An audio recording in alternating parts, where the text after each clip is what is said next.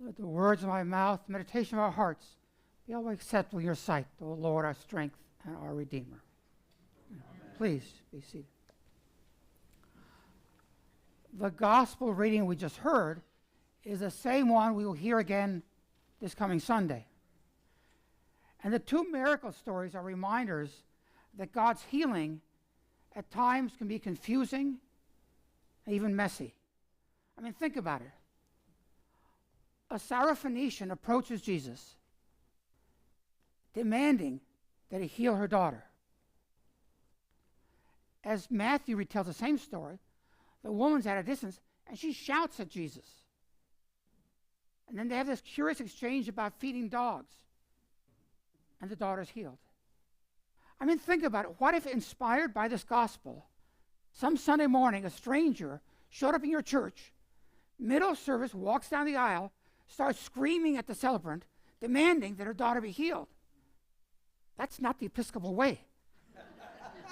We'd probably have the ushers escort her to a quiet room somewhere. The second miracle, a deaf mute. Jesus spits. I don't know about you, I'm always glad spitting did not become a sacrament.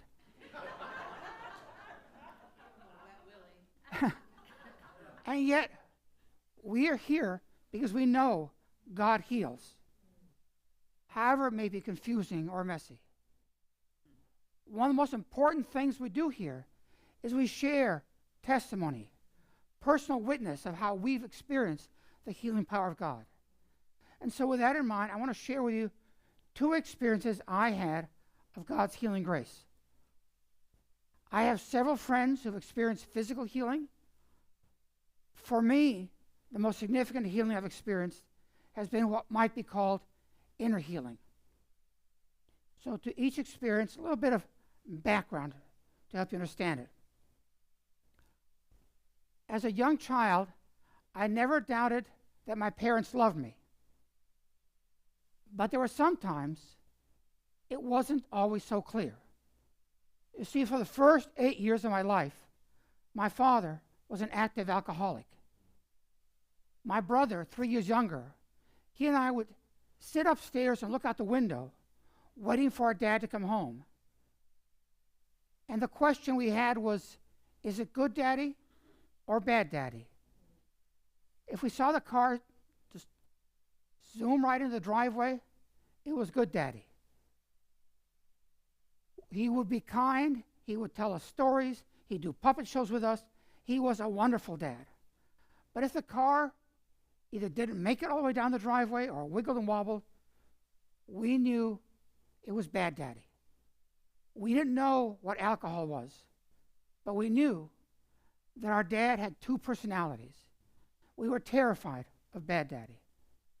And things happened that could be terrifying. For example, while my brother and I are 3 years apart, our birthdays are very close. I was born May 6th, my brother May 10th.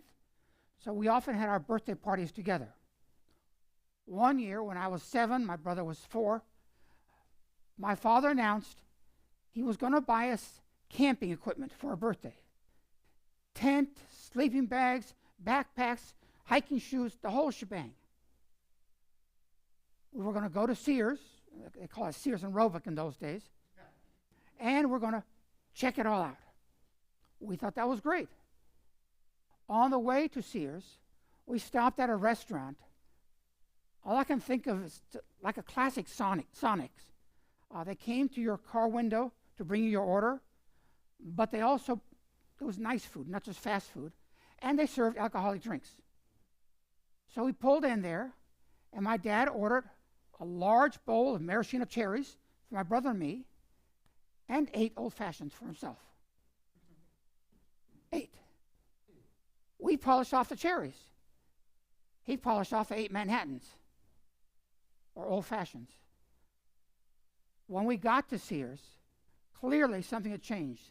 My dad's speech was slurred. He was staggering. We got to the display of the tent, and my dad said, I got to check it out. And he got down, crawled into the tent, and passed out.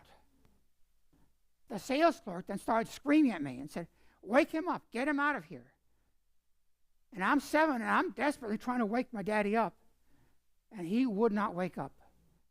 Then the man started shouting, "What's your home number? What's your mom's number?" I could not remember it, but I remembered my grandparents' phone number. So I told him that. Eventually, my grandmother, her chauffeur, and my mom showed up. My mom took my brother and me home. My dad, maybe took him to my grandparents' house. I don't know where he went. But I was glad we were done. Another occasion, he thought it'd be fun to go check out the train station.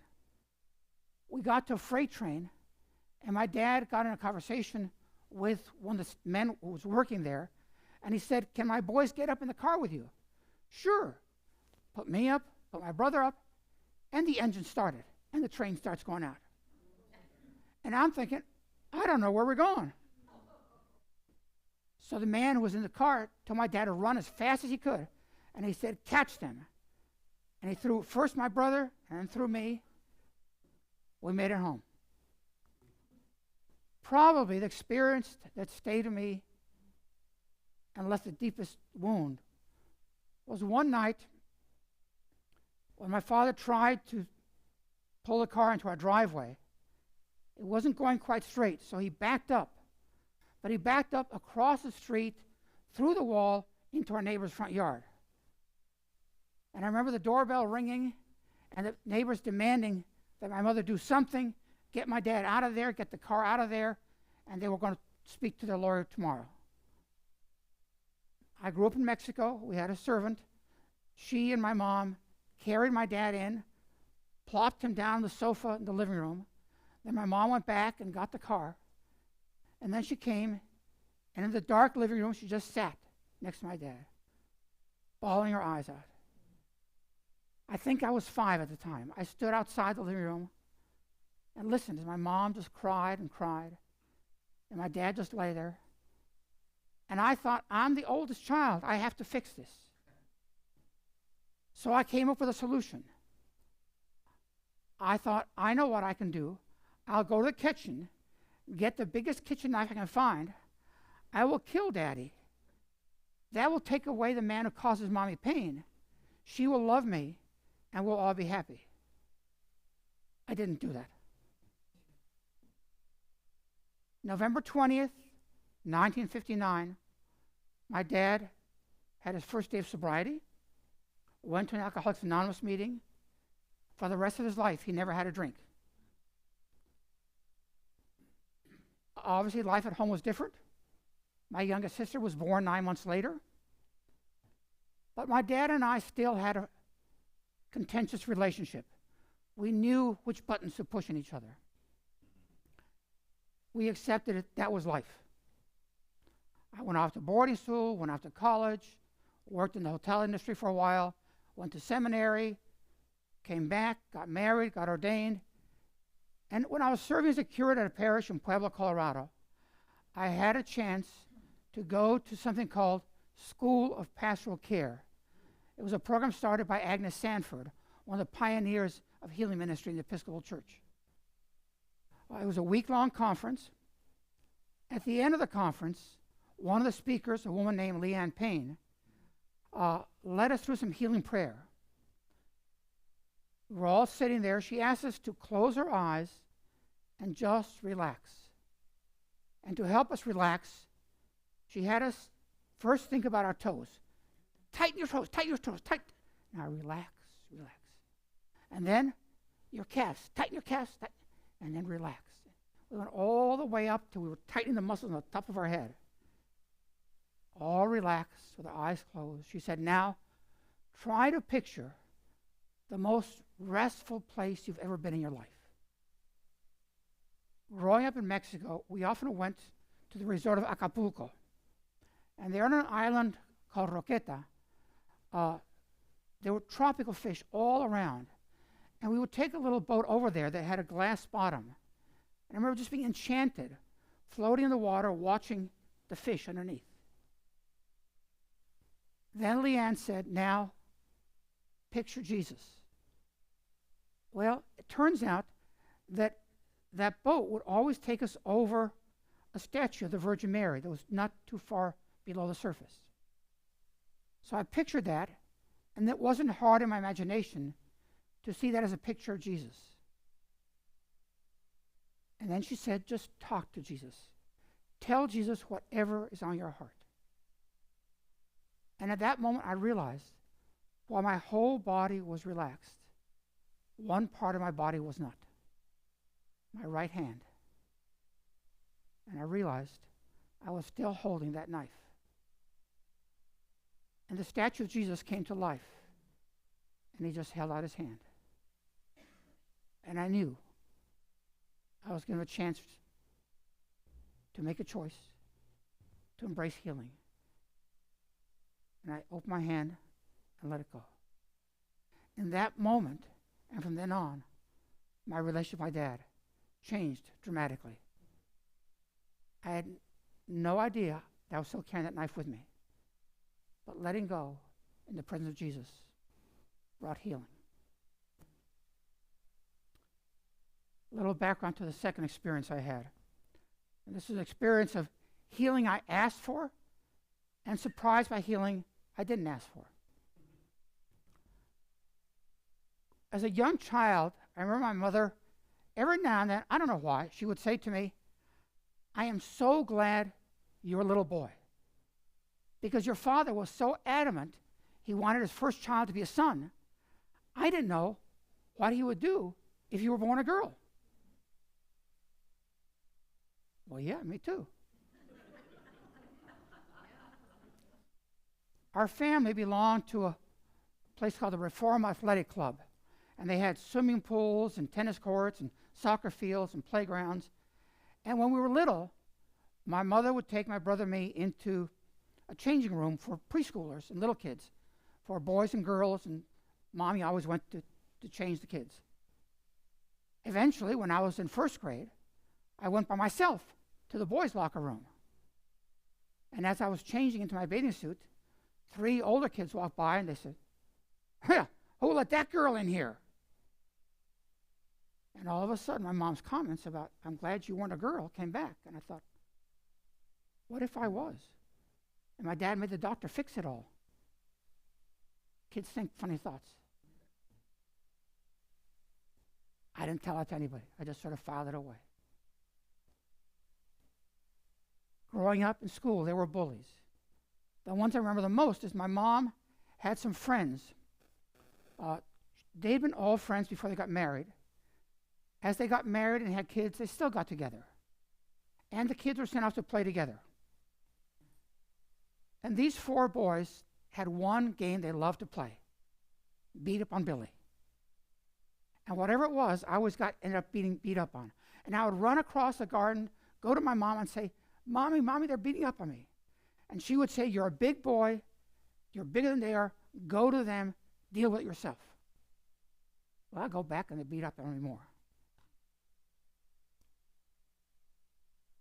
As I grew to be an adult, I found that those experiences left me feeling uncomfortable around bullies and tough guys.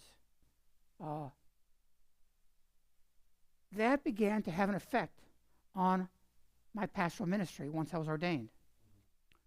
Serving St. Barnabas in Cortez, Colorado, I had to deal with it in a very concrete way. There was a member of our parish who was a sheep farmer. He was a cowboy in the fullest sense. If you remember the Marlboro Man from the commercials, that was Paul. Paul had testosterone coming out of his earlobes. Paul also had marital problems, and he wanted counseling. So I agreed to sit down and visit with him. Our sessions did not go well. We ended up at each other. Somehow things spiraled where they shouldn't go. Finally, after 3 sessions, I decided to make an offer to Paul. And I said, Paul, and I shared with him some of the stories I just shared with you. I said, for perhaps those experiences, when you just walk in the room, I feel very uncomfortable. I feel intimidated. I know you're not going to beat me up, but I feel that way. He said, well, as you know, a lot of what I deal with are issues with my dad. And he said, when I come to visit with you, I get to your door and it says, Father Bill.